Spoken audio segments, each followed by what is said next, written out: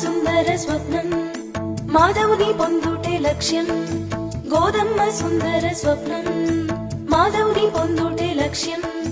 భక్తితో రచించే పాశురాలను లోకానికే మోక్ష సాధకాలను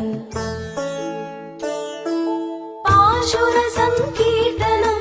భక్తికే సాధనం వైకుంఠ మార్గం మోక్ష సాధకం తిరుపావై ప్రబంధం తిరుపావై ప్రబంధం